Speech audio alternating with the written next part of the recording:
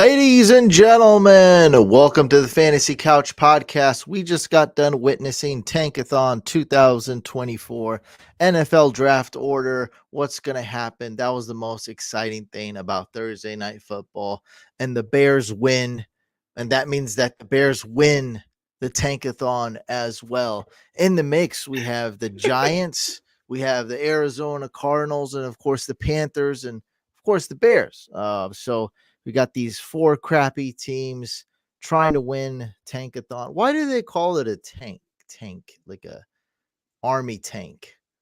I don't know. That's a good I question. don't know. Actually. Yeah, like in video know. games, the tank, I get that. That's the guy who doesn't deal a lot of damage, but can take all the damage. So a guy who's in the trenches doing, kind of like a lineman, Yeah, just in there, like, but I don't get tanking why the they hits. call it a tank. Yeah. Yeah. But that's what we did. Today's going to be a lot about Dynasty. We'll talk very little bit about the game, but like I said, the most important thing about the game is actually the 2024 NFL draft order. We have an absolutely stacked draft class in fantasy and Dynasty and in real life. And so we're going to see who's going at the top, what the draft order is, because right now we're starting to see that formulate. We got a few teams at the very top who are fighting for that spot. So the Bears won. They beat the Panthers 16-13 and absolute terrible. I mean, we thought the game was as terrible as we thought it was going to be. It was one offensive touchdown, I believe. The other touchdown was a special teams punt return. Good amount of field goals. Yeah. And that's it. Dante Foreman did well. There's actually a guy who's leaving he's annoying me, leaving comments, and I actually just invited him on the show. No response from him though. Nothing. He won't shut up about Dante Foreman. I was like, bro, let's hop on, talk, because you're so annoying in the people are so annoying when they're behind a keyboard. I'm like, let's just talk it out. I was like, dude, I love you. I was like, email me, hop on. No response. He could have hopped on. Maybe next week he'll hop on to talk about Dante Foreman. But to his point, the annoying guy, Foreman's doing well. One kind of bright spot in fantasy. Other than that, I don't think anybody was really doing anything fantasy-wise this game. No, I had to start Chuba Hubbard. It was one of those seasons, and he got me like 7 points. Not even. Yeah, not good. 7? That's maybe less than that. Maybe like 6 point something, I think. Wasn't good. Let's see on the standard. This is my burner league. 5.9, Sushi. 5.9. Oh my god. Specialty league or something? Yeah, because terrible. I was following along. He wasn't doing any 23 rush yards. And then here's we can raise you an uglier one. DJ had 11. I guess for a game like this, 11's not bad. I guess 11's not bad for a game like this. Miles Sanders, 3 fantasy points, -5 rush yards. Yeah. I mean, Komet. I don't even know. I think Komet had 10 points. That's pretty good. That's pretty good for a tight end in general. We have Komet in our Dynasty League, so we're heavily rooting for him. We're kind of running out of players. A lot of people are running out of players. So we really need that tight end to come through. But that game is over, and that goes directly to our next topic we wanted to talk about. So we're on tankathon.com here. You're familiar with this website. I forgot about it. Actually. Oh yeah. Yeah. Very familiar. So here's the updated 2024 NFL draft order. We got the Panthers with the number 1 overall pick, but they traded that to the Bears. So the Bears have the number 1 overall pick currently. 1-8 is the Panthers record. Then we have the Cardinals at 108, the Giants at 2-7. Ooh, the Patriots are up here. Wow. Patriots at 2-7. Then the Bears at 3-7 with the 5th overall pick. So those are the top 5. I did have a mock draft. The mock draft's outdated. I just wanted to show some quick pictures and names. This isn't truly a mock draft, so I apologize for not being super accurate with this. But just wanted to point out some places Sure. that Caleb Williams, he could end up maybe on the Cardinals, but this site's saying more likely the Giants or the Bears. The Bears moving on from Fields. Maybe the Cardinals go with a guy like Marvin Harrison Jr. And Marvin Harrison Jr. I think could go as high as number 1 overall if the Cardinals were to have that pick. So very interesting thoughts. Very Marvin interesting. Harrison can go number 1. I do think because it's a quarterback, and there are some really good ones in this class. We're going to go over one in a little bit. I do think because of that, I'm just going to lock in quarterback at first overall because it's just way more valuable of a position than receiver. But I mean, shoot, second overall, depending on who has the pick, third overall, I could definitely see that. I could also see Marvin Harrison being the first non-quarterback taken. That's definitely a possibility. That other left tackle that was kind of there, we passed by him. He's also another guy who could, kind of be a threat to that first, not first overall, maybe like second overall, third overall. He could also be in that mix. But other than those two quarterbacks, Caleb, the one we're going to talk about in a little bit, Marvin, and then the left tackle, I think that's pretty much in some order your top 4 with a quarterback going first overall. That's pretty much my thoughts today. And I don't think those thoughts are going to change, honestly, just because of how the draft works with, quarterbacks just getting pushed up the board, etc. And these are some pretty good ones. I do a lot of mock draft content. I am not like anywhere near an expert or anything, but I've done a lot of content on mock drafts, and I've also done mock draft contests. So I always look at these, and one thing I notice, it's a very crazy trend, very interesting trend, not crazy, but we're on SI.com, which is like the most vanilla sports website. And they always start off with like, okay, this defensive end or this guy's going to go number 1 overall. And then once we get close to the draft, it's always swapped out with a quarterback. It's always a quarterback going number 1 overall, like all the time. I mean, we even see it with Carson Wentz. Who was the Sam? Who was the number 1 quarterback that year? Goff. Jared Goff. Yeah, Jared Goff. Goff and Wentz, Jameis Winston, Mariota. Yep. RG3, Andrew Luck. I mean, I'm just naming like drafts where top 2 were quarterbacks. So it's always the quarterbacks always rising to the top.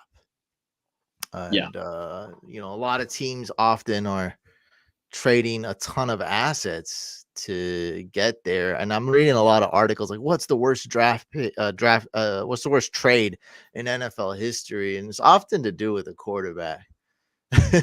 Yeah, because you got to swing big, and then it's tough to. It's not cheap, yeah. So yeah. And by the way, they're talking about Trey Lance, Russell Wilson. I think Khalil Mack trade that the Bears made is up there with one of the worst. But at least Khalil Mack was a good player. Like the Broncos got worse after they traded for Russell Wilson.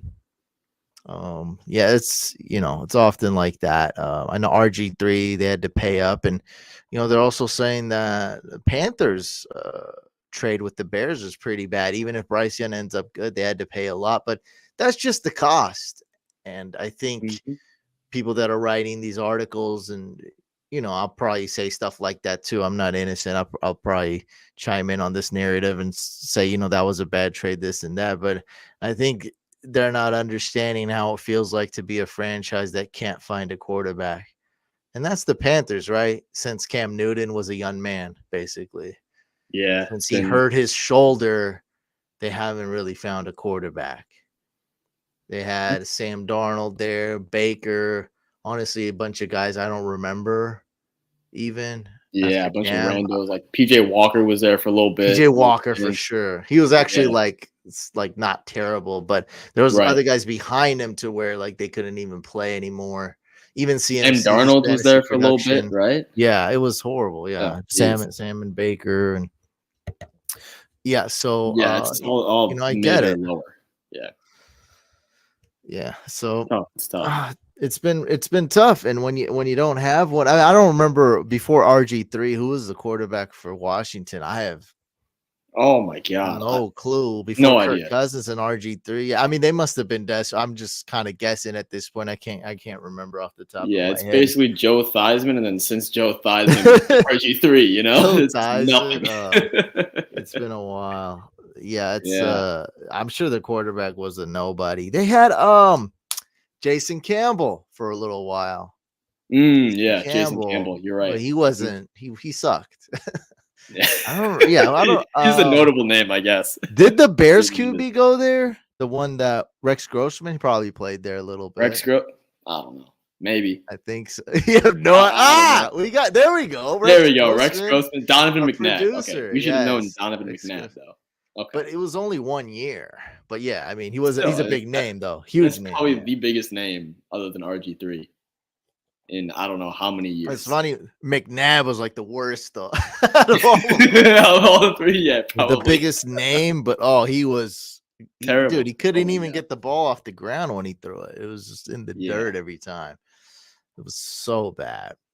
yeah, but I mean Um, that's why they cost so much because when you land, when you stick the landing on it, it's you get Patrick Mahomes and Justin Herbert and those types of guys, and you can really take off with your franchise.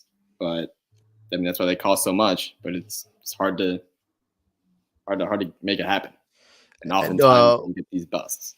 one reason I wanted to bring up the draft order for next year, other than the game that just ended, which was basically, let's just face it, that's kind of why people were watching, like who's gonna win. And the Bears win, they'll get a higher draft pick, which almost Hmm. never happens, but they have Panthers pick, this and that. But one other thing that I was coming to my mind was when we're making these dynasty player predictions and who we like and who we don't like. This past year, especially, landing spot has been such a huge deal. And we saw that with Sam Laporta, Yeah, amazing landing yeah, spot. He's having tremendous success. Our guy that we push really hard, Devon A. Chain, yep, just looks just the upside is just through the roof. Big plays all the time, consistently. His landing spot was perfect. yeah, Some other landing spots might be a little bit more messy, and I think it's just very important. And I think the Caleb Williams discussion, not we didn't talk about it at all, but they're talking about okay, he might not go in the 2024 draft, and these are all just probably silly rumors, of course, yeah, but yeah, because he's going to end up on the worst team, this and that. Regardless, I think it's just interesting to at least look at like the landing spot, because and also like we did a lot of dynasty content, and like it totally changes once we see where they go in yeah. the draft. Like I just can't, it's like a visualization, it's like a picture. It's like I have a dream about somebody and I can't see their face in the dream. So it's just this murky figure. But then once the NFL draft happens, like, okay, I can see the person's face. Like I'm starting to kind of visualize like what might happen, this and that. And dude, I don't know if I was vocal about this, just another topic. Like I was pretty big on Bryce Young. I really liked him. Me and you drafted him in the Dynasty League that we both co-own. And my one worry about him was the head coach and Frank Wright. And Interesting. I don't Okay. like it. Yeah, that was my one negative. I don't know if I actually said that. But trust me, I'm not lying, because I mean, it's okay. You can say I'm wrong. I'm going to say I was, it wasn't a great pick so far, but there's still plenty of seasons ahead. We're talking about his career, but it was one of my concerns because Frank Reich is this offensive genius. He can do great RPOs, this and that. But I think he was exposed like heavily. Like it was what he's like a rug pull. It was just a total facade. It was a fugazi. It was a fake. It wasn't nothing. It wasn't even metal. And we're trying to dig for gold. We're mining gold, and we didn't even find a metal. And trying to pawn it off as gold. Like to me, it was just total trap. Like it was Yeah. Adam Gase, but his face looks normal. Like Adam Gase has the crazy eyes. This guy has normal eyes. He looks like a head coach. Adam Gase looks like a failed cartoon character. Clown or something. Yeah, some cartoon thing, right? Yeah. Someone That's I'd pretty see good. in my nightmare. Ugh. But Frank Wright looks normal. He has like, he's a great interviewer. Like he just fits Just looks like the a coach. bill. Yeah, I feel you. Looks like a coach. But dude, after I seen him on the calls, I'm like, this is not a real coach. He's not the offensive. He's like Yeah. he's like Josh McDaniel. It's just like that. It's a total Yikes. joke. Oh, yeah. Another offensive Uh. genius. Failed offensive genius, rather. My goodness. God, this guy's just got to I think his coaching career is done. I'm not even blaming it all on him, but I just wanted to, just a fun tidbit that like that was my only concern with Bryce Young. It wasn't necessarily the size or the landing spot. I thought he'd grow on this team. Like it's obvious they needed more weapons, and they're gonna build around him. They put a lot of assets into Bryce Young, so they're gonna build around him. So they'll get more receivers and whatnot. But just again, before we get into the dynasty segment, and you are going to talk about Drake Maye. It's going to be very interesting. Very excited to hear about that. The 2024 NFL draft order as it stands, we got the number 1 pick going to the Bears from the Carolina Panthers, number 2 Cardinals, number 3 Giants, number 4 Patriots, number 5 the Bears again. And then at number 6 the Rams, number 7 the Packers. Oh my God. Number 8 Bucks, number 9 Broncos, number 10 Tennessee Titans. And then I just want to mention this one, number 11 Falcons. Talk about stupid coaches. What a stupid team. They draft a tight end, then they draft a wide receiver, then they draft a running back, all in the top 8. And they don't use these guys. Like, that's stupid, bro. Like, they could have really got a franchise quarterback. They're just, hey man, maybe they wouldn't use the franchise quarterback either. Who knows? That's impossible. You never know. You never know, dude. Impossible. I mean, yeah. Leave it to Arthur Smith, bro. Some quarterbacks do get red shirt. To not use Bijan. Patrick Mahomes didn't play his first year, so I guess. Yeah. I mean, I guess it's true. I guess, yeah. Just incredible. But now they're in this dreaded zone to where they might not get a high draft pick. I mean, they're definitely not in the top 2 quarterback zone right now. No. So it's like, I mean, what are you guys doing? You're in that dead zone, which we thought we were scared of in Dynasty, where you're in the middle, where you're not tanking, you're not winning a Super Bowl, just in limbo.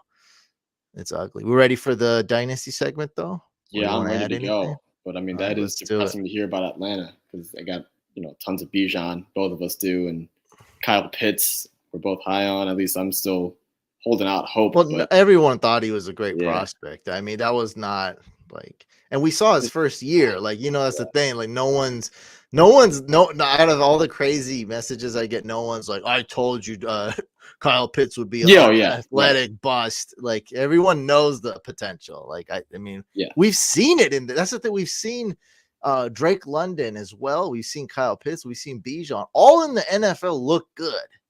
Like, we don't look at them and be like, okay, these guys suck. Like, they all look right. I mean, they all can make plays.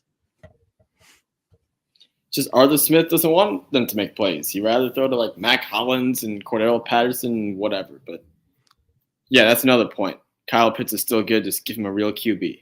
And a real head coach. Don't forget that. And a real coach. Yeah, don't forget the head coach. But at 11 overall, man, I don't know. What was the 49ers moved from 11 to 3, right? That was a trade for Trey Lance like a couple years back. Was it that pick slot, or was it like 12 or something? Oh, I don't even know what you're talking about. The Niners traded 3 first. Yeah, but for Trey Lance. Where did they pick from? It was like one of the picks was in the same year. So it was like moving up like 10 or so picks. I don't know.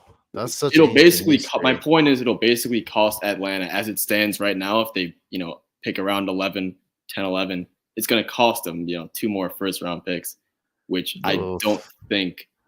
Yeah. So 12 overall. So pretty much around the same. It's going to cost them, 3 first round picks and something else. Yeah.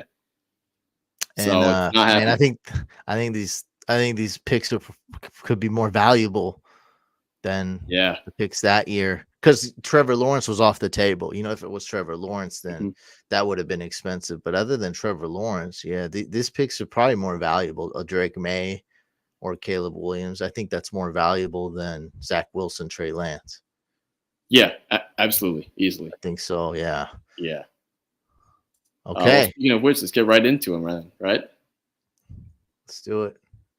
Okay. So Drake Maye, because Caleb Williams is getting a lot of hype, and I'm not going to say he's like overhyped or anything like that. All of the hype is warranted. The guy is he has the tools and the makings to become a superstar in this league. So yeah, all the Caleb Williams hype is there, and it's warranted. That's great. But because of that, the other quarterback in this draft, who is very good, his name is Drake Maye. He goes to North Carolina. He is kind of, I don't want to say he's getting underrated or anything like that, but he is kind of getting a little bit forgotten about.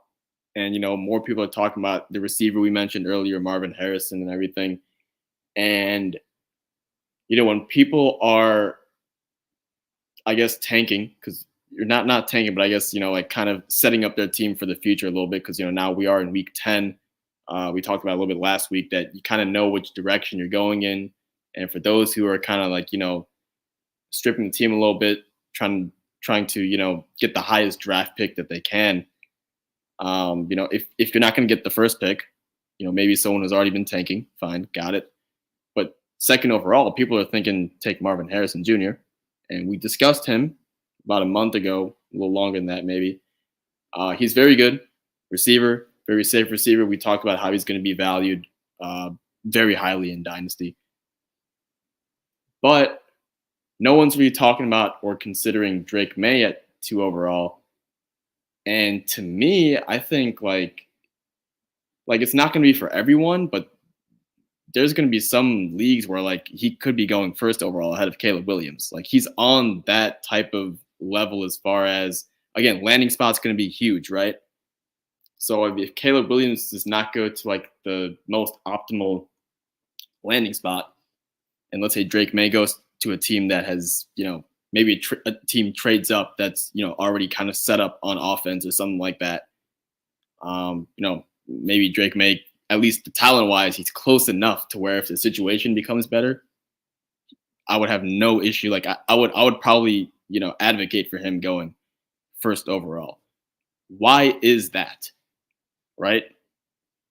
Well, I'm just going to go right to the comparisons because, I think that's just the easiest way for most people to kind of visualize and understand what we're dealing with here.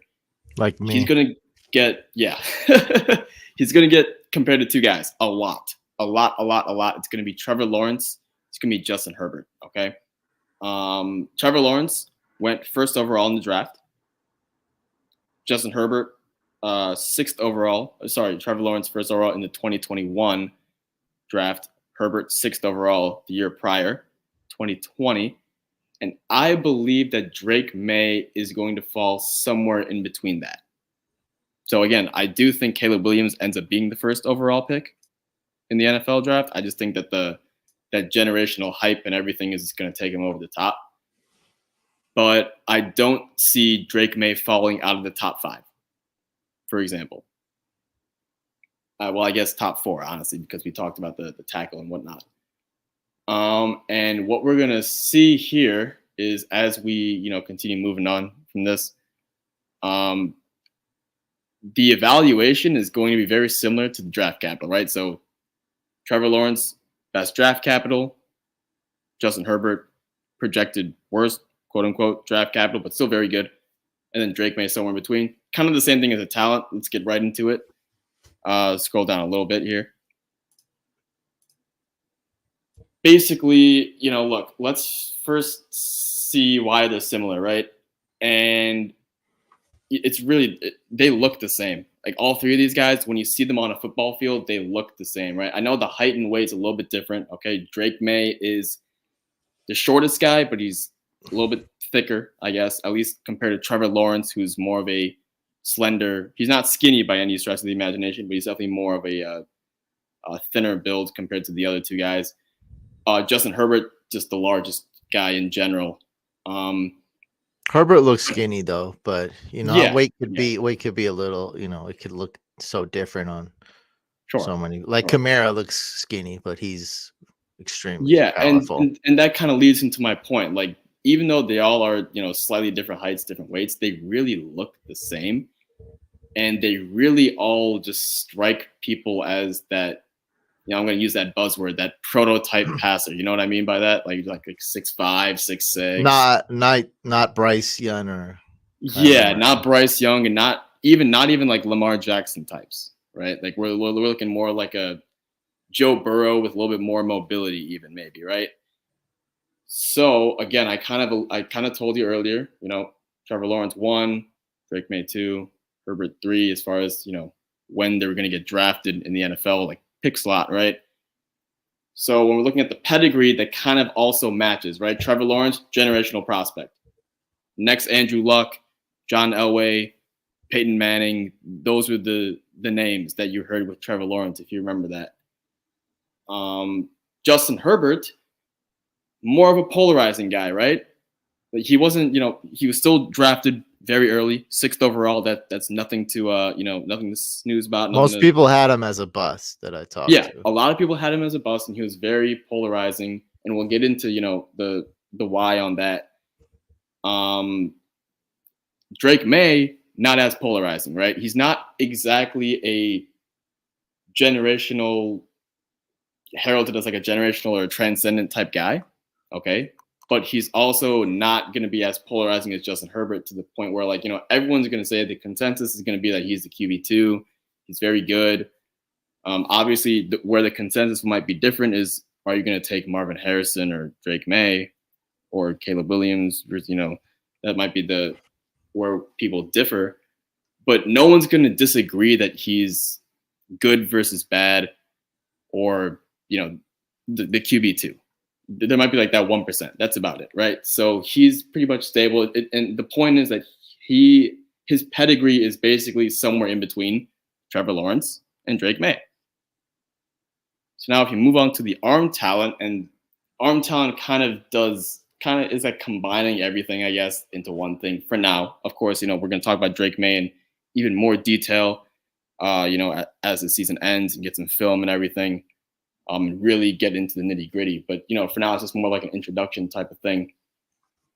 So when we're looking at arm talent, we're looking at stuff like, arm strength, of course, ball placement, accuracy, stuff like that. Being able to layer throws. We've talked about that time and time again on this podcast. And, the reason why Trevor Lawrence was considered a generational prospect at the quarterback position is, largely because of the arm talent. He can make all of the throws. He's got good awareness, good anticipation, all of that type of stuff, right? With Justin Herbert, it wasn't really like the arm strength that was an issue. It was really two major things. Actually, I'll say three, but one of them, well, let's talk about the third one first. That's not really as, it was kind of dispelled, right? The whole thing where he was like shotgun versus taking snaps under center, that ended up being kind of a debate for a little bit during the pre-draft process. Turns out that was just all of us overthinking completely.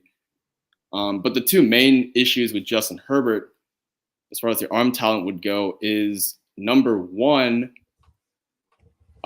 he would at times, it's just like, he would make 6 really good throws in a row, okay? And then he would just miss badly on the 7th one. Not even close, just complete miss, just a complete dud.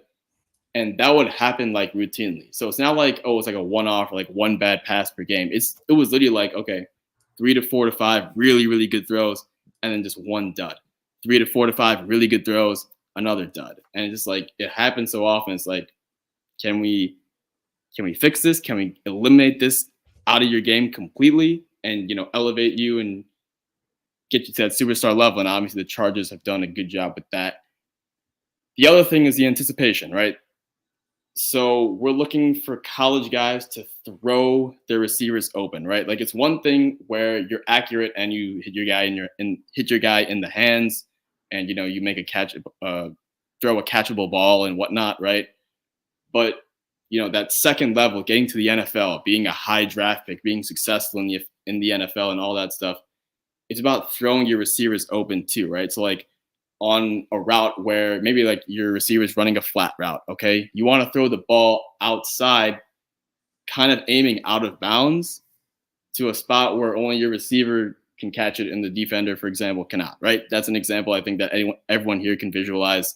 That's kind of what I mean by, throwing it to your receiver, throwing your receiver open, throwing a safe ball and everything, right? So the anticipation coming into the NFL, kind of a knock on Justin Herbert, right? Drake Maye does not have these issues, okay? What Drake Maye's issue is, and that's going to lead into the next kind of category here, is the mechanics, right? I talked about this a little bit with Trey Lance. Trey Lance had not the best footwork. His front foot would not be, in place, stable, and would not be pointing towards the target. The way I like to think of quarterback mechanics, Couch, is basically pitching in baseball, right? Because pitching in baseball is basically the ideal throwing motion. Obviously, when you hear like a commentary, like they'll say the kick and the pitch, right? So you get that leg kick from the pitcher, then the leg will go and the foot will point towards home plate, and that's exactly where they're throwing. The pitcher can get good torque with the hips, and then can get the good wind up and everything, and it's basically the perfect throwing motion, right? With Trey Lance, he basically would not step towards home plate. Think of it like he would be stepping towards first base and throwing at home plate.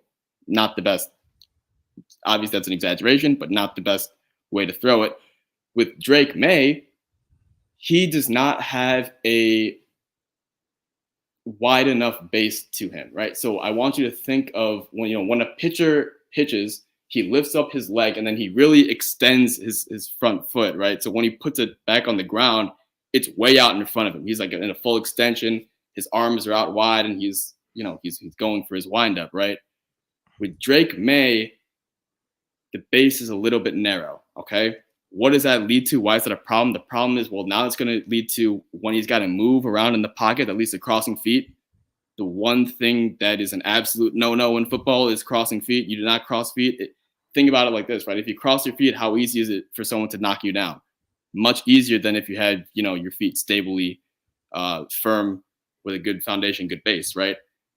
Also, another thing, when you have a narrow base, it's tougher to move around. Also, not just about the whole crossing feet thing, but just in general to move around and manipulate the pocket and all that stuff. And again, it's not that Drake Maye is immobile. We'll get to that in just a second here, but he's lacking in that footwork. He's lacking in that foundation and that base. And that is probably going to be the number one priority for his future NFL coaches to work on, in my opinion, right now. I think everything else is pretty good. I mean, yes, there's a lot of things he can get better at, sure. But, as far as like what needs the most work, I think it's going to be the mechanics, specifically the footwork and the base / foundation, however you want to word it.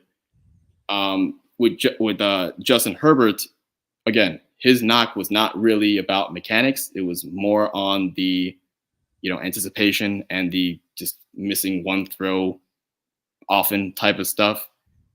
But, his mechanics were not perfect. Still could use some work. While Trevor Lawrence, on the other hand, again, one of the reasons why he was heralded as a generational quarterback prospect. Very good mechanics, A+ mechanics, right? Now, the last category we're going to get into, and this is more important for fantasy football than real football, though it is, nowadays with the era that we live in, it's definitely important for both, right? We're going to talk about mobility. Now, look, I'm going to start with Trevor Lawrence because I have him ranked as compared to these three quarterbacks. I have him ranked the lowest. He is still pretty mobile, okay? So that's what we're dealing with. When it comes to mobility, we're really kind of splitting hairs here. So Trevor Lawrence, 3, still very mobile. The reason why I'm going to put Justin Herbert at 1 is because he's by far the most athletic guy of the three. I think. I think it's pretty, as far as like the athleticism goes. It's a pretty significant difference between between Justin Herbert and Drake Maye, who would be somewhere in between as far as mobility and everything. Trevor Lawrence and Herbert. And again, we're splitting hairs, so it's really close. But I think I'm going to give the nod to Justin Herbert there, and that's probably why, Couch, we see Justin Herbert having more success than Trevor Lawrence. I mean, I get the team, Keenan Allen, much better receiver than whatever the Jaguars have right now in total, like as far as their wide receiver one goes. Eckler, but Travis Etienne, so that kind of cancels out. So, obviously, I guess you could say the weapons, like the top end weapons for Chargers might be better. Okay, but really, I think what it could come down to, I don't have data to support this, right? But I'm just basing this off the skill set. I think maybe Justin Herbert's a little bit better than Lawrence right now because of that mobility and that how that equates to the athleticism. It's probably also pass attempts. Pass attempts too? Sure, absolutely. Yeah, because it's hard to compare a quarterback on a balanced team versus a quarterback who's on a team that usually is like top 2 in pass attempts, because they haven't had a rushing attack since Melvin Gordon was is in his second year, the Chargers. So it's been a while. Eckler's more of a pass catcher than a rusher. Well, so is Etienne supposedly, but Etienne's rushing this year though. So yeah, that's true. Though. You're right. Yeah, you're right. It's a balanced attack. I think. I mean, I don't like. We can bring that up. I'm sure because Herbert's always leading the league or top 2 in the league in passing. He's always passing like 40 times. I have him in one fantasy league. He's always passing a ton. So I don't doubt that at all. I think you're right. I think that's what it is. Yeah, and then I guess the mobility a little bit. I think he played 3 sports in high school. I think he was a triathlete. Yeah, I mean that definitely translates for sure. That explains. I think T-Law is very mobile too. He's very athletic, but just not as athletic as Herbert. Yeah, exactly. Right. So that's basically why I've got 1 versus 3, and then Drake Maye falls somewhere in between, right? So the bottom line here is that you can look at this in total here, and you can see Trevor Lawrence, he's basically first place, if you will, in 3 of the 4 major categories, while Drake Maye is second place in 3 of the 4 major categories, right? So you can kind of get an idea that, okay, as prospects, obviously, NFL success is kind of reversed, right? Because as prospects, Trevor Lawrence, amazing. Justin Herbert, 50-50, maybe even less. As far as the NFL production goes, it's kind of flipped, where it's like, Trevor Lawrence, I still love him, obviously, but, as far as the production goes, it's very inconsistent, up and down right now, while Justin Herbert, fantastic. But as far as what they look like as prospects, Drake Maye just kind of falls somewhere in between these guys, right? So these are 2 really good quarterbacks. These are top 7, top 8. Trevor Lawrence and Herbert, as far as how the Dynasty community is valuing these guys. And, if Drake Maye falls somewhere in between those guys, man, I mean, I understand the argument for picking Marvin Harrison Jr. because a lot of guys I do see in Dynasty leagues, they are picking Justin Jefferson, and they are picking the Bengals, what's his name? Jamar Chase. They are picking those 2 guys, ahead of guys like maybe not Jalen Hurts anymore, maybe like a Justin Fields, for example, who, entering the year had some hype around him. Trevor Lawrence, for example, right? So I do see that from time to time. So it's not like you cannot pick Marvin Harrison over Drake Maye. I'm not saying that at all. But I think it's a little bit closer than what people are kind of making it out to be right now. And I think people got to respect Drake Maye just a little bit more. They already are respecting him. They're not disrespecting him, but got to put a little bit more respect on his name, put him in that category with Caleb and Marvin Jr. How many QBs you think will be drafted in top 10 this year's draft? Let's get her done. Maybe like 3. And I think who 3 would is be a safe the guess. third? Who would be the third? If I were to put money on it today, I think it would be the kid from Washington, Michael Penix Jr. But I'm not entirely convinced just yet. It could be the guy that I've been hyping up for some time who hasn't actually looked as good. His name would be Quinn Ewers. I don't think it's going to be the guy you're highlighting, though. What the heck? This Yeah, Sports Illustrated fell off.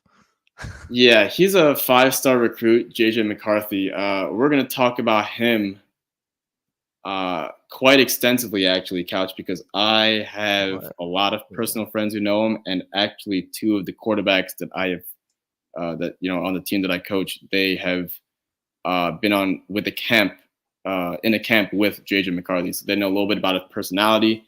They've seen him, and then obviously the friend group, of course, they know him as well personally. So we're gonna have some good stuff on JJ McCarthy that not anyone else will have. I'll tell you that. But they're just picking him to go to the Patriots just because you went to Michigan, though, right? Well, Michigan's having a good season, right? So it's not like, JJ McCarthy in the first round is impossible. But again, if you want me to give you the answer that I truly believe, I do not think he gets picked in the top 10. I don't think he even gets picked in the top 20. Maybe he could be one of those late 20s picks. Someone trades up into the first round to get that fifth year quarterback contract type of deal. This list is horrible because Shador. This is old. Yeah, Sanders is going in 2025. They just announced. He's really good, Joey Alt. Yeah. And there's my man Brock Bowers at 9. So let's just say 3. The number 3 guy could change. It could be somebody else, but let's say 3 go in the top 10. That's pretty stacked. That's and 2 of them being like really safe. However safe, whatever that means for quarterbacks nowadays, right? But 2 of them are really, really just as surefire gets, basically. Just like Mariota and Jameis. Well, sure. I guess. Yeah, dang, man. It seems this every year we just draft these teams, just draft quarterbacks that are busts. It's just every draft pick's like 50-50, but I will say this, like, though. you trade up to get these quarterbacks at number 1, number 2, and they're still like a 50-50. Now, I will say this, okay? Every year we're going to have that rookie fever and whatever. And, these guys can get super hyped up and whatever. But I do want to remind you, I was telling you, and we were preaching this on the podcast, that, last year, or not even last year, I guess a couple months ago, when we were all, looking at Bryce Young and Anthony Richardson and CJ Stroud, we were telling you on the podcast that the 2024 quarterback class is objectively better. Like, the top 2 guys in this class are better than the QB1 in 2023, which just happened. Bryce Young and Stroud. Obviously, Stroud lighting the world on fire, right? But we're talking about as prospects. As prospects, I would much rather prefer Caleb Williams and Drake Maye to those guys. And even when the rookie fever occurs, and people are gonna say some outlandish stuff about these guys, I'm sure they are.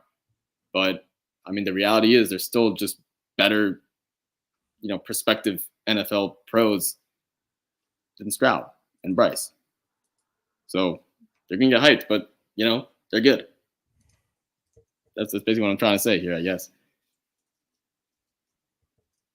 But that's basically all I had. Again, it's more of like an introduction, okay? I didn't want to give away all the goods just yet because, I want to kind of do that while watching film because it's really easier to kind of, visualize what I'm saying and stuff like that with examples. So you know what I'm talking about specifically.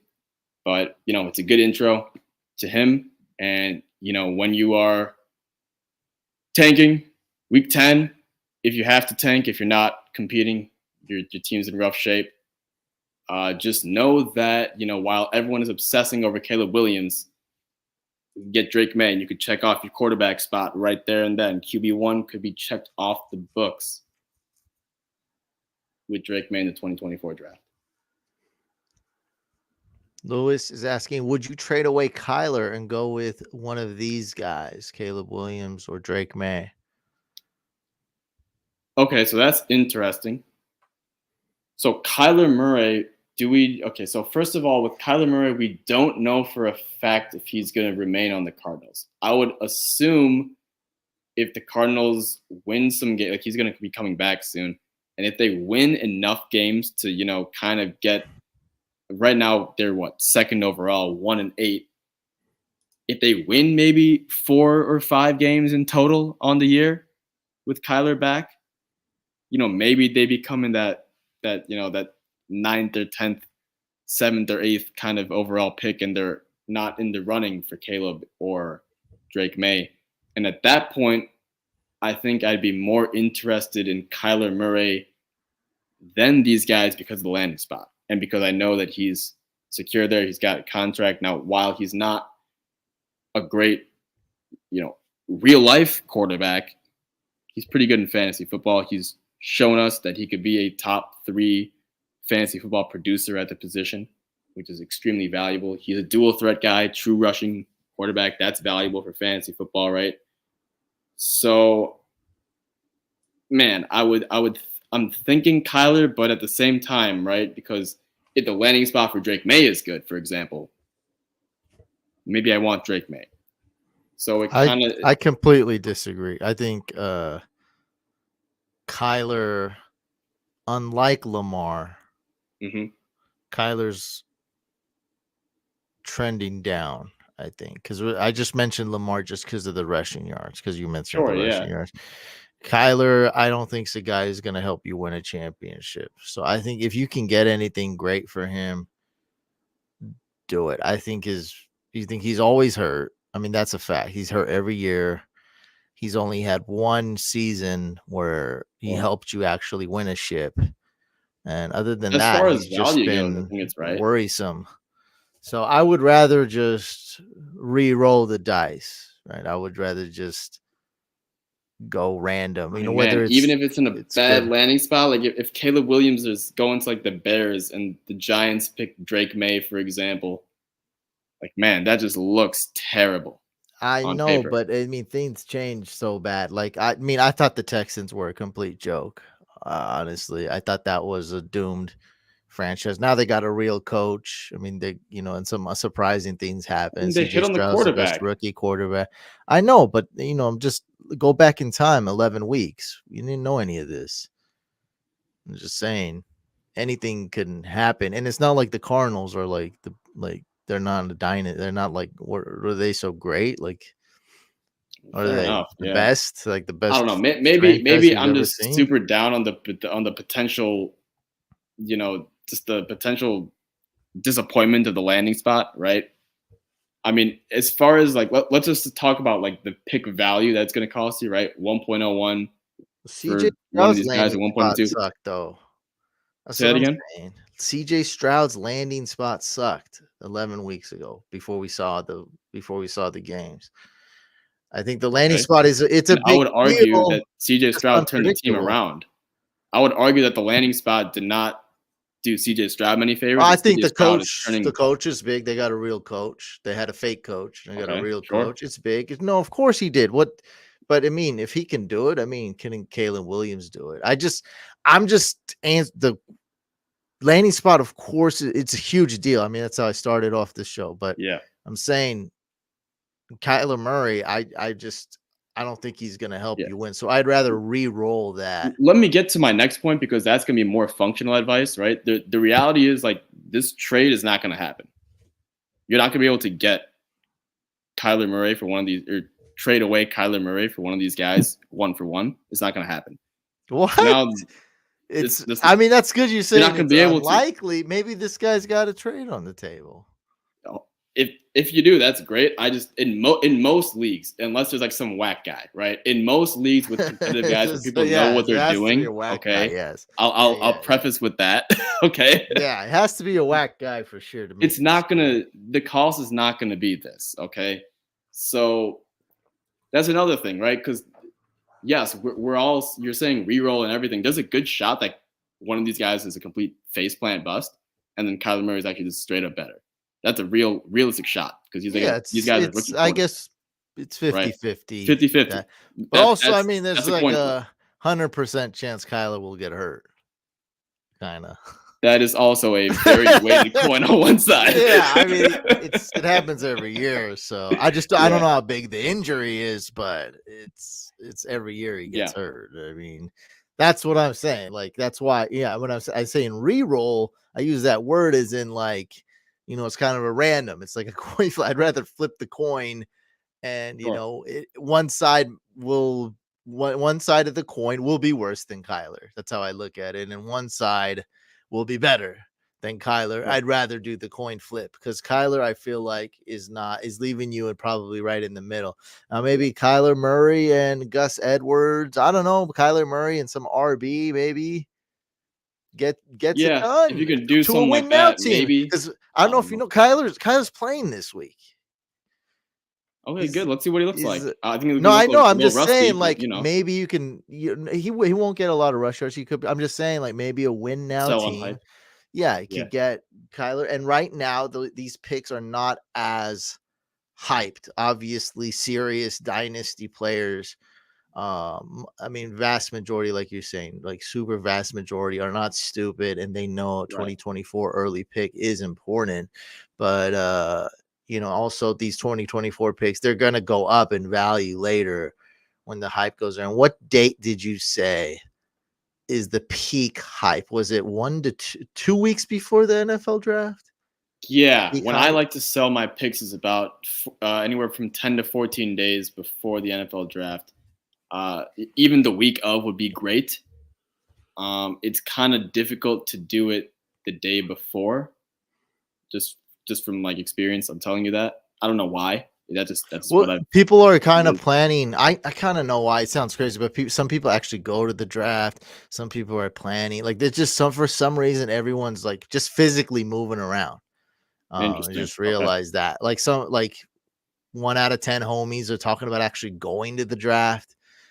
There's draft parties because they're kind of thinking like it's kind of like our off-season Super Bowl, so they're making these plans. Where are they going to watch it? Who are they going to watch it with? Are they going to go? And most of it's a bunch of BS and nothing happens, and they just sit by themselves watching the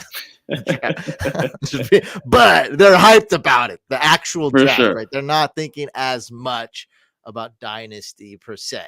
Right. But before that, before all that, Dynasty's all you got.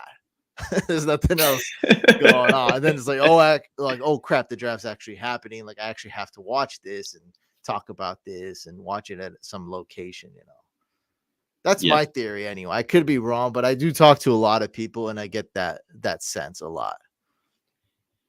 Yeah, but basically the reason for that, why is it 10 to 14 days? Why is it not after the NFL draft? Is because you can sell on hype, right? I can sell the idea that, this guy is going to be on the Chiefs, for example. I know, now they got a bunch of receivers, but they're still missing one, right? So, I could still sell the idea that this super highly touted prospect. Look at all these mock drafts. They're saying they're going to pick this receiver and all that stuff. I think, when the Packers, I'm looking at that comment there, when the Packers had Aaron Rodgers, there was a bunch of hype about, the receiver going there. I think it was Rashad Bateman specifically going to the Packers, right? So you can sell the idea of hype anywhere, right? Before the NFL draft happens. Once it happens, landing spots locked up, draft capital is locked up, the value of the class becomes locked up, right? Because before the NFL draft, I can tell you, hey man, people are saying 6 receivers, 8 offensive players for fantasy football might be drafted in round 1. Okay, and then what ends up happening is maybe only 4 of them or like 5 of them or something. So now the class becomes thinner, and now all of a sudden, I'm holding on to that 1.08, 1.09 when I could have sold it. It was valued high. People were hyped up about it.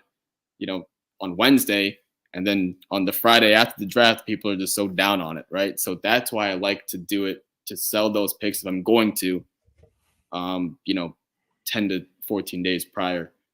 Also, that's when people are just the most active as well, as far as offseason, draft hype is really built up at that point. Everyone's on sleeper all the time, trying to make trades, trying to get draft capital mainly, the last second itch to get a incoming rookie. Now, all these things play into it, right? So that's why it's the best timing, at least. That's what I And don't think. forget that how we originally got here was I was talking about right now. If you're gonna trade for a pick, even though this class is hyped up, it's gonna Yeah. be cheaper than if you were to trade in, I don't know when that is, March, late March or Yeah. whatever. Next year, Goes 2024, through. right? Yeah. Yeah, or Yeah. spring, early spring or whatever next year. Yeah. I get what We you're got saying. The idea of re-rolling is good. I'm just not convinced on the actual, output that you're going to, because it's a risk. Rookie I just quarterbacks, said it. I it's just said a it's a risk. 50-50 risk. Do you Yeah. agree with that Yeah. or not? I do. And I Okay, agree with then what you're saying with Kyler. I'm Yeah. willing to do the 50-50. That's all I'm saying. Like Yeah. I know there's 50% chance he's gonna be worse than Kyler, and you'll regret it. But Yeah. and it might hurt. Like you might not feel good about it for several months, which it's just. I don't know. But that's your emotions, and I've been there, but I don't think Kyler's gonna win it for you anyway. So I'm with re-rolling, and you're saying this is an impossible trade anyway, so that's a win in itself. So if you're doing the Yeah. If you can do it, it's a impossible win for and value. maybe add a Yeah. little Gus Edwards, top 10 RB Gus Edwards, Oh, yeah, baby. win for 2023 win now fantasy. too. Just how Yeah, we what a planned it, right? yeah. You saw I retweeted that sleeper tweet was like Yeah. Mostert's RB2, Puka's like whatever wide receiver 9, 6, wide receiver 6, Thielen's like wide receiver 9, Gus Edwards RB10, Sam Howell QB6, and it's like you do months of research and that here's what it is. Yeah, this year's just been I'll tell you what, crazy. man. I have all of those guys on absolutely 0 leagues. I think maybe I have Adam Thielen in like 1. That's it. Yeah, and Oh well, my I god. have some in best ball. What's funny is like I have a lot of these guys in best ball, and I'm losing money in best ball, and it's probably because I drafted Cam Akers and maybe Yeah. Jahan Dotson a lot, and he's doing great now, but maybe the slow start killed Disappointing. Yep. me. Maybe a couple, Mhm. and I got some best ball lineups where I don't have any RBs for some weeks. Like Yeah. it's Tough. like I got That's like most A Chain. And it's like, okay, I'm gonna win first place. I'm gonna win $1 million. And it's like, oh, now I he's have no hurt. RBs. Like RBs Mm. getting my rest of my team's good. Yeah, because this combo started with I drafted Puka Nakua in 67 best ball tournament lineups, which is probably a record. I should get a medal for that. I mean, They should that make a is, custom yeah. medal for me. I should get some kind of confetti. I need participation ribbons at the very least, like 67 of them, color purple or Rams colors, whatever. Rams colors, Shipped to my baby. house. I need to hang them Yeah. up. And I'm like, how am I losing 150 entries and I'm losing money? More than 1 out of 3 times. I mean, no, wait, like dang near half the time I drafted, or like it was like 34% of the time, whatever it is, I drafted freaking Puka Nakua. And yeah, it's just been rough. I mean, like, yeah, you got Kirk Cousins, but it's over. Like some Yeah. leagues I don't have an RB. It's over. Hey man, goes to show it's hard to win. It's hard to win. You can make a lot of really, really great picks like Puka and all that other stuff, but It's it's still hard to win. It's hard to I have win. It's hard to Puka put it in all 3 together. out of 100. That's impressive. I disagree. I don't think that's impressive at all. I have No. Puka in 67 out of 150 entries. And apparently, according to the money I'm winning, it's not impressive. So you do not impress me, sir. 3 out of 100? That's like you didn't want to draft him. That's like you went out your way to avoid him. What is Basically, that? yeah. Seems like it. How You is that stumbled into impressive? him. This is Bows, by the way. He's kind of a legend. He's infamous in our community, and he's been gone for like a year. And he's Oh back. yeah, I think I do He's back. He invented recognize it. he brought back a slang from like the 90s Gen X years. What was it? It was something. It was like rip. No, it wasn't rip. What was it? Bows. What was the word you brought? So it's something I have no bad idea what you're happens, talking and I about. haven't heard it in Discord. He brought it back. This guy's OG, man. He only uses 90s slang terms. Here we go. Tear. Oh, oh my God! It's this It's guy. him. Yo, Yes, this is yo. him. Oh my god! No He's the way. infamous couch fam. I remember Yeah, this. I I remember this. totally Oh yeah. Oh forgot. yeah. Oh yeah, and then Hair it's baby. become so famous. Like whenever someone tears their ACL, we say that, which is ACL bad. tears. We're Yep. very naughty for that. We shouldn't do it. You should not do it. It's not funny, but we do it. It's But it's ironic. funny, but Oh it's well. not. It's It's not. funny, but It's it's not not for funny. malicious. It's not about the guy's ACL. We feel bad for him. It's about the word Yeah. ACL tear. We just That's try to okay. use it as often as we can. So. Right. Okay, we got to answer his question now because we've been mean to him. Bao says Hawkinson. This is Dynasty question, so it's for you. Hawkinson for Tank Dell and Josh Downs. And okay, so that's Okay. answer that So first. actually, let me answer the second one first because Okay, it's an obvious one. Kittle for Knox and a second. Win now. No thanks. Easy decline. Yeah. Or I guess Kittle. Take Kittle. Yeah, I don't. I mean, Knox is hurt, and by the time he comes back, it's going to be quite a dilemma because Dalton Kincaid's improving. So, yeah, I don't And the know. second is do nothing for win now, and I don't think you're Yeah, gonna get enough value back to kind of set buy and sell, flip the pick. Just keep Kittle on that end. The other one though, a little bit more interesting. If you win now though, I think you're gonna take Hawkinson because right now Josh Downs is not much of anything as far as redraft or win now dynasty. he He's more of was a doing well, and Tank yeah, Dell is but doing well. Tank Dell is a little bit more than Josh Downs at this point, and neither of them compared to T.J. Hawkinson, what he's doing at the tight end position. He wants Again, win okay. now. So remember, this is this guy. He's different. Okay, but now it makes it clear what Oh, this question is about because he's asking questions, and I'm trying to picture like why is he asking these? It didn't make sense. Now it makes sense with this comment.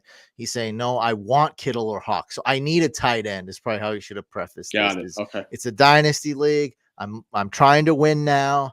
I need a tight end. I'm translating to you. Okay. So he's looking to get Hawkinson or Kittle. Which one? I mean, the Knox one. I mean, like to me, Knox is nothing. That's how I see it. So Yeah. is it worth the second? You go get Kittle. However, he is saying win now. And I do think for that reason, if he's saying I have these two deals on the table, which one of these should I take? If that's the question, I think you go with Hawkinson because Hawkinson's better. yes, he's the type of guy who could actually make a huge difference Yeah. and take your team over the top, and that's what you want to do and win now. Little scary though to draft to trade away Tank Dell and Downs. I think Sure, yeah, that guy's winning that trade. But since you said you're winning now, that means you can actually win this league. that's the whole thing. Yeah, That's tough. The other one, you're winning in value, and it's good for yeah, win now. So I don't know. I don't know. That's a tough. Yeah. So one you're losing value, but you're getting the better tight end. Which you know what? I'd probably just do that one. I do the I'm not even sure Hawkinson. you're losing value for Hawkinson, Dell, and Downs. It might be close. Like maybe Dell and Downs Those is two are winning, but really like important in Dynasty, though. They're sure, both yeah, receivers are. rookies. Yeah, Yeah, I'd go. I'd I go get the what you're saying. Hawkinson. I'd go Hawkinson because Hawkinson's younger than Kittle. So Yeah, and he's you just just better right now, and he'll win you the league potentially. Win yeah, now. he's not going anywhere the next 2-3 years, like at all. He's in his prime still. Yep. So bottom line, the Kittle deal is better, but we prefer the Hawkinson based on the impact and ramifications, future down the road, etc. Two good offers though, so good for you. You have Yeah, those on the table. this was pretty interesting. Yeah, and then if you get the Kittle offer, so be it. He's just Right. inconsistent, is all. Which really Hawkinson is not. Hawkinson is he's just a Correct. stud, man. He's gonna get you double-digit fantasy points every week, guaranteed. While Kittle, he'll often put up 1 to 4 fantasy points, a lot of weeks, and that could cost you a lot of wins.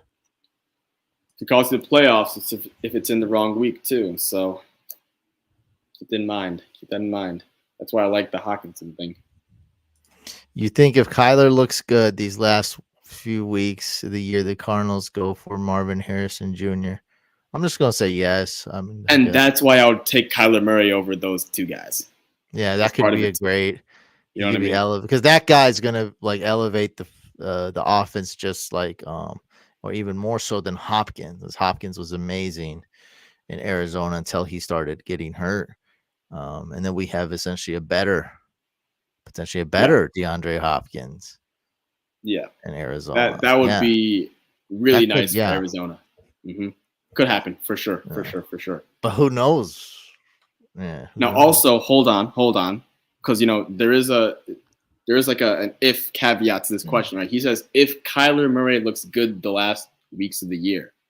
Well, if he looks good enough, he might win too many games for Arizona, and maybe they no longer would have the selection for Marvin Harrison. So you got to think Because of it that way as well.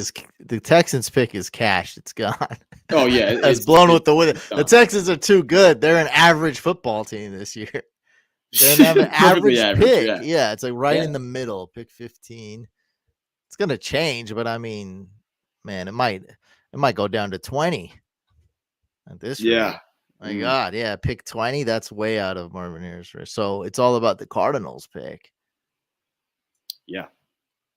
He could okay, this is very realistic. This is what I think. And when I say he looks good, this is what I'm thinking. Like you see enough from him, right? The team's barely losing. Okay. So I think that's yeah, he could look good and still lose games. Yeah. So that's a very realistic scenario.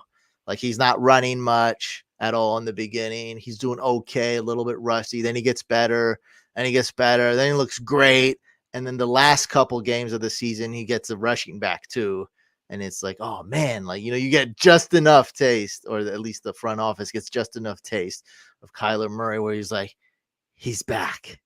We're not drafting a quarterback, Yeah, then but they're Marvin losing Harrison still. or maybe a tackle if they want more protection for him. I mean, either way, they would improve the offensive side of the football because that's where the top prospects are in the draft as far as the position that they play.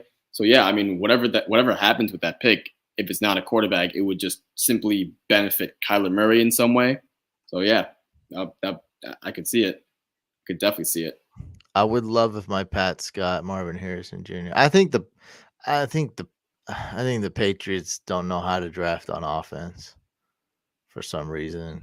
What do I you think they're want just Marvin broken. Harrison to go to the Patriots?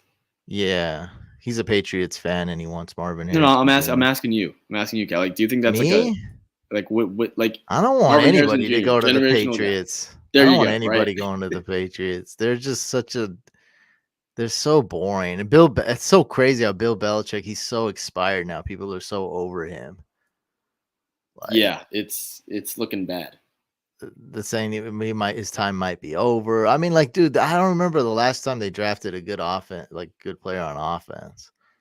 Like I it's don't like remember the last time they drafted a good player with like a high draft pick. Period. Like it a seems high like every draft pick, year, yeah, for sure. But first, on second, third. defense, they got that guy who got hurt, Gonzalez.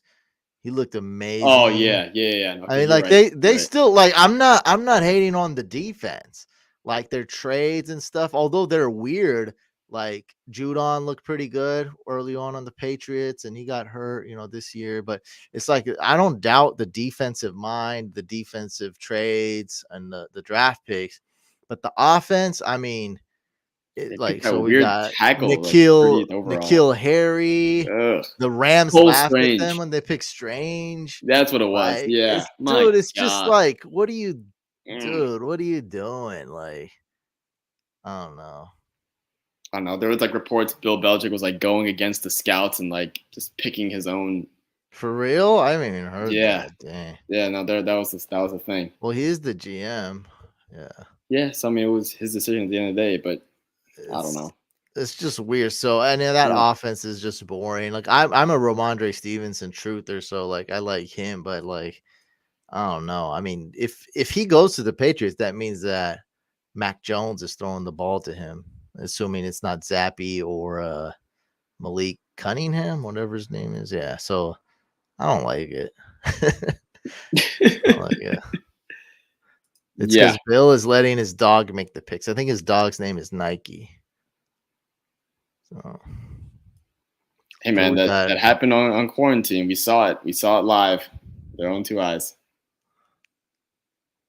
We got one last question before we end it from Get Her Done. Godwin, A Chain, Rashad White, Seahawks D for Devontae Smith, James Cook, CJ Stroud, and Dallas D in redraft. Yeah, let's end on this one. This is complicated. Okay, so Godwin, A-Chain, Rashad White, Seahawks defense. What's Godwin's injury, by the way? I know he got hurt in that last game. I don't know anything about that. I think maybe he's he returned fine. in the game. I don't know. Okay. Maybe I think he's fine. Then. We have Godwin in throne. Okay. He's fine. Yeah, I don't know what you're talking about. Okay, he was just said he's quiet. He's quiet. No, I know he got. I was watching a little bit of that game. He got banged up early on, and I think he was like sidelined for a little bit, and then that's when I had to leave. So it looks like he came back and just didn't. He's all right. 88% of snaps. I don't remember any of that. Maybe it was just for a couple plays. Yeah. Okay. That's either way, highest snap percentage. So that was one of his only bad games of the year. You know, for me, the way I view Godwin is he's not a guy. Yeah, he's not a guy who'll get me 20, right? I think he's better than Devonta Smith. Okay. I mean, I don't think there's much of a difference. Well, we're talking redraft, right? So Devonta Smith has not been. I would rather have a more consistent guy than Devonta Smith, who's just not. Man, I feel like right now at that point, Devonta is more name brand than anything. Like obviously, yeah, like you know. Eagles offense, but look at this wide receiver 18 versus 37. The Bucks did have their bye week. But look at these scores. Are they getting 1 point? Like it is more inconsistent, but it's not like it's. I'm not gonna say that Godwin's better though. No way, because Godwin's been disappointing. I don't know. Bro, wide receiver 37. How is wide receiver 37 good? Like how is that good? He's getting me double digits every week, basically, dude. I mean, well, I gotta start this every week. I guess maybe it's a personal preference thing. I would much rather start a guy who's gonna get me 10 points, maybe on a bad week like 8 or whatever, on a very uncharacteristic week. But he's gonna get me about 10 to 12 points than the guy who's like, again, it's not best ball, so it's not like I'm getting Devonta Smith's best games automatically. I'm basically forced to start him based on where I drafted him probably and based on this trade and what I have. So, like, there's going to be weeks where I'm going to lose because he's only going to get me 3 points or 1 point. I think he's scoring more points, though, or about the same. I think they're pretty cleose. I think consistency matters, but also points. I just don't think Godwin's that much better. I'm going to bring up I'm very curious. I'm going to bring up a points per game to be so then that's a push. That's if you want to call that a push because the rest of the trade here. I call it. Yeah, I think it's very close between those two. Yeah. So now the rest of the trade is basically A-Chain and Rashad White. So two, a really good running back, decent running back for James Cook, who's CJ Stroud. So you probably needed the quarterback, I'm assuming. But man, I would say this, right? It's a regular redraft league. If you have another running back who's really good, okay, maybe you can consider this. But if not, I feel like you're better off just playing waivers and keeping those valuable RBs because you're not going to find Rashad White on waivers, bro. At this point, I don't think you will. I mean, unless like some weird injury, like season ending or something happens and some guy who's a backup is still available off waiver. I just don't think. I think it's easier to get points from a quarterback off waivers, especially if it's a one quarterback league. There's gonna be tons of guys available. But again, if you have the RB, after making this move, you have like a Bijan, maybe not Bijan, like you have like an Eckler or like a JT or something. Okay, then maybe I consider it, right? Because you probably need the quarterback upgrade. You're upgrading defense. Seahawks at Dallas D. That's just an upgrade. Godwin, Devonta Smith. We're saying that we're calling that a push. So it kind of depends on your team. I'm just gonna say no. Yeah, because Rashad White and A-Chain it's a lot. Yeah, way too hot. Mm-hmm. Yeah, it's way too hot. You're not gonna.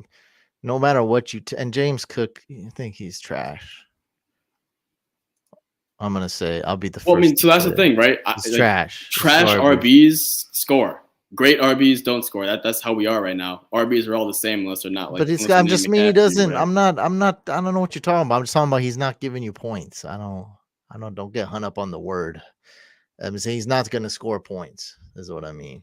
He's not. He's gonna score you like 14 in one, and then like 6 another week, and then like 8 another week. He just scores like He's an averaging RB. 11.7. He's going to keep averaging that. That team is Josh Allen, and that's it. They use the running back to block for Josh Allen. So I'll take 11 sucks. points from an RB. Well, other RBs get more than 11. Shane, way more. I guess. All right. Well, But you don't think A-Chain and Rashad White get more than 11? They are. That's why I said that's why I told him you're only going to take this deal if he has another running back like an Eckler or JT. I said that a couple times. Yeah, I mean I get that, but like, still, those guys are still valuable. Clearly, he needs a quarterback. Well, that's why he's even thinking. He said his QB's Jalen Hurts. Then why would you even be thinking about getting CJ Stroud? Well, some people don't need to be asking these questions on here, but he just, I don't know, he wanted a second opinion. Yeah, so he has like the best quarterback. Yeah, no, it's true. Fair enough. Yeah. It's true. It's absolute trash. And so this is what's really going on. You're doing all this speculating. So this guy, obviously, because he asked this question and he's been on the Discord, so you know him a little bit, but yeah, he's trying to get taken advantage of. And so the guy's throwing in a defense and get her done. You know, I've been a noob in fantasy before, right? 15 years ago, I was a noob. Sorry, whenever it was. Yeah. So he's throwing in a defense. He doesn't know. He knows that get her done doesn't know that throwing in a defense or a kicker should not really affect the trade. He's like, oh, I'm going to give you the number one defense in fantasy football. Well, let me tell you, that's crap. It doesn't matter. It doesn't really matter at the end of the day. When you're talking about, there's a blockbuster type of deal and a lackluster type of deal. Blockbuster, big names, big trades, you know, high profile, lights, camera, action, red carpet. It's more of a blockbuster trade. Okay. In a lackluster trade, someone throws in the Cowboys D.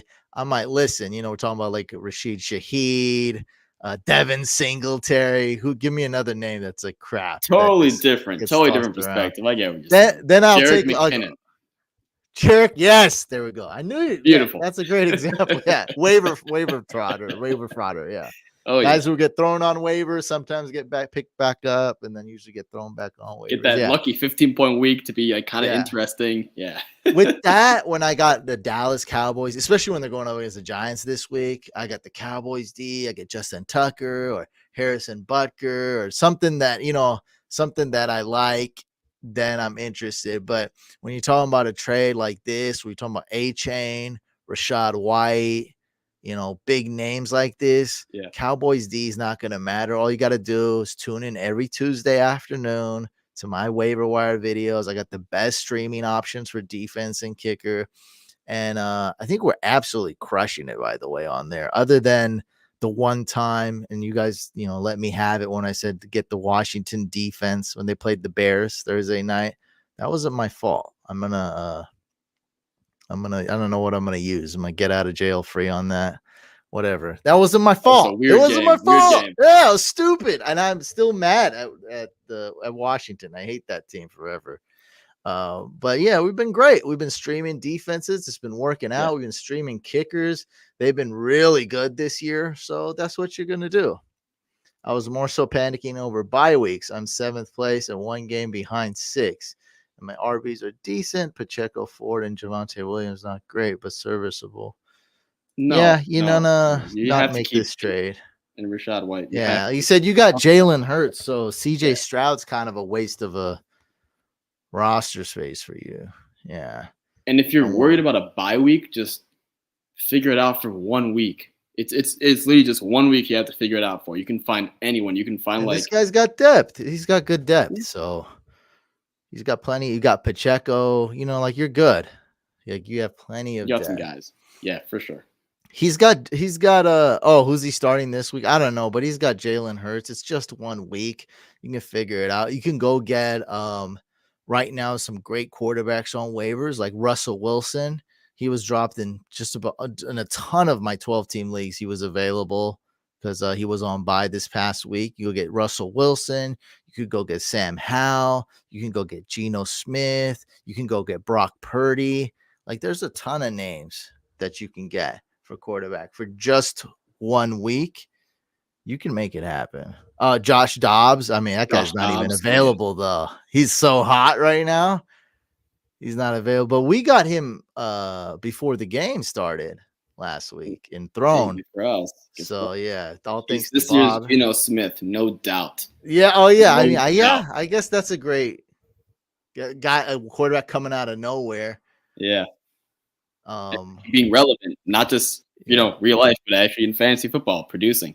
Yeah, he's killing it. The man gets you like 40 plus rush yards a week. That's insane. He's just balling. Not bad, man. Goff. Well, yeah, I don't think Goff's available in a 12-teamer.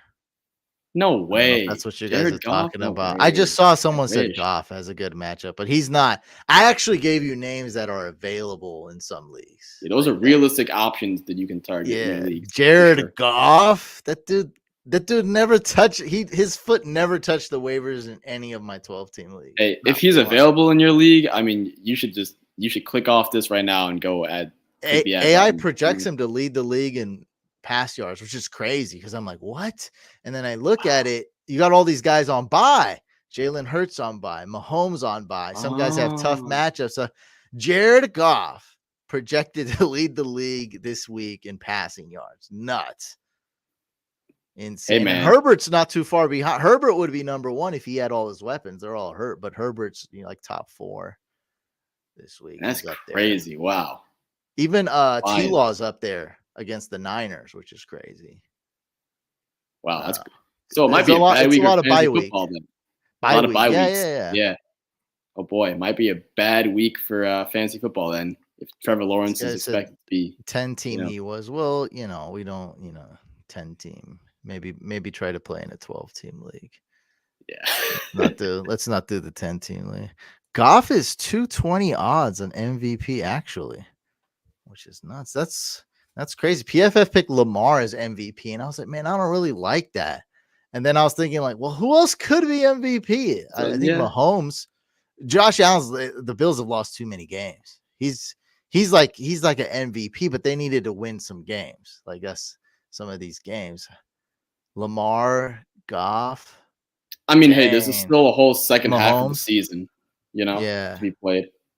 So I'm sure it'll clear itself up.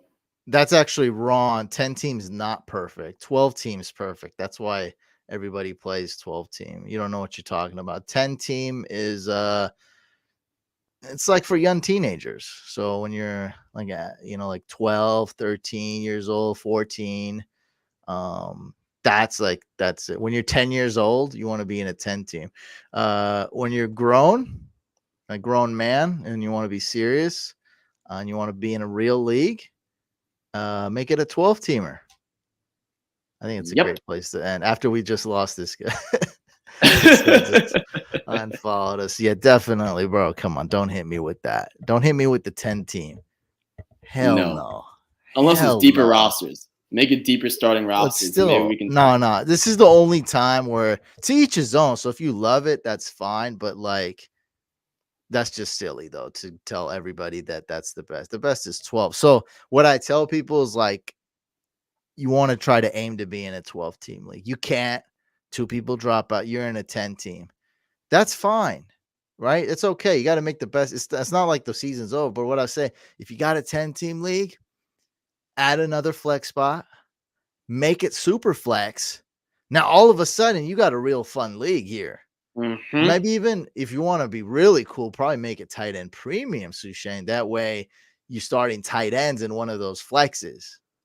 So now we're starting 2 tight ends typically, because why not? It's a 10-team league as tight end premium. It means you probably start 2 tight ends, maybe not 3, but you're starting 2 tight ends. You're starting 2 quarterbacks. The draft is 20 rounds, not 16 rounds.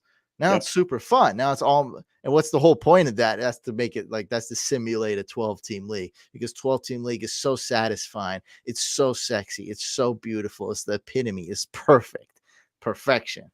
I played in them all. And trust me, a 32-team league is absolute torture. Absolute silly. I want Those no part of leagues. that. Oh, dude, you draft and you have the perfect draft and you get one injury and your season's over. Because it's like, what are you gonna do after Yeah, it's that done. injury? You can't Nick even Chubb goes recover. down, forget Oh, about it's it. done. Yeah, which is exactly what happened to me one time. Like, yeah, I'm done. All right, guys, we'll end it there. All right. Thanks so much for tuning in. Peace out.